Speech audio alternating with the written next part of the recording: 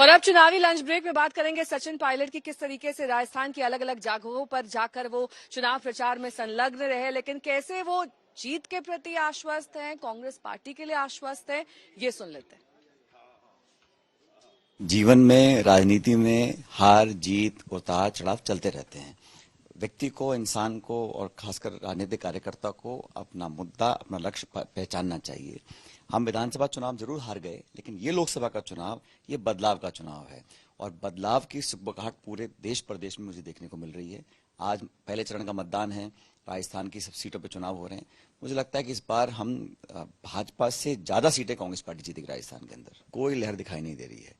Propaganda हो सकता है, हर नेता अपनी पार्टी का प्रचार करता है, लेकिन एक जो वेव इलेक्शन होता है या कोई बहुत बड़ा मुद्दा हावी होता है, ऐसा नहीं है। हर राज्य का अलग गणित है, अलग समीकरण है, अलग अलायंसेज हैं और इंडिया अलायंस का जो गठबंधन हुआ है उससे जो बड़े राज्य हैं वहां पर हम एनडीए को अच्छी तरह प्रचार सकते हैं। बीजेपी ने पिछली बार सारी सीटें जीती थी, लेकिन वो अलग परिस्थिति थी। आज 5 साल के बाद बीजेपी की 10 साल की रिपोर्ट कार्ड पर ही लोग मूल्यांकन कर वोट डालेंगे और हर वर्ग, खासकर किसान वर्ग, नौजवान वर्ग चाहता है और समझता है कि हमने बहुत कुछ दिया है भाजपा के कहने पर, लेकिन आश्वास्य जुमले, वादे कब तक सुनेंगे। राजस्थान की जनता जो 25 की आप बात कर रहे हैं, राजस्थान की जनता ने तो अभी ये सारा झेला हुआ है। कांग्रेस का जो पेपर लीक हुए, जो दुष्कर्म फैले, जिस तरह से पानी, सिंचाई का पानी हो, पीने का पानी नहीं पहुंचाया क्योंकि मोदी जी की योजना थी, ये तो झेले हुए हैं राजस्थान ने। तो राजस्थान की जनता के तो जहन में, उनके दिलो दिमाग में ये बिल्कुल ताजी बात है।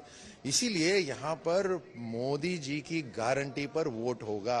यहाँ पे किसी चेहरे पे नहीं, ये कोई सरपंच पंचायत का चुनाव नहीं है, पार्षद का चुनाव नहीं है, ये राष्ट्र का, और ऐसे राष्ट्र का जो इतनी बड़ी करवट ले रहा है और तेज गति से आगे बढ़ रहा है। कांग्रेस की ना तो नीति है, ना नियत है, ये केवल अपना अस्तित्व जिंदा रखने के लिए सारी पार्टी साथ में आई है। प्रोपेगेंडा हो सकता है, हर नेता अपनी पार्टी का प्रचार करता है, लेकिन एक जो वेव इलेक्शन होता है या कोई बहुत बड़ा मुद्दा हावी होता है, ऐसा नहीं है। हर राज्य का अलग गणित है, अलग समीकरण है, अलग अलायंसेज हैं और इंडिया अलायंस का जो गठबंधन हुआ है उससे जो बड़े राज्य हैं वहां पर हम एनडीए को अच्छी तरह प्रचार सकते हैं। बीजेपी ने पिछली बार सारी सीटें जीती थी, लेकिन वो अलग परिस्थिति थी। आज 5 साल के बाद बीजेपी की 10 साल की रिपोर्ट कार्ड पर ही लोग मूल्यांकन कर वोट डालेंगे और हर वर्ग, खासकर किसान वर्ग, नौजवान वर्ग चाहता है और समझता है कि हमने बहुत कुछ दिया है भाजपा के कहने पर, लेकिन आश्वास्य जुमले, वादे कब तक सुनेंगे।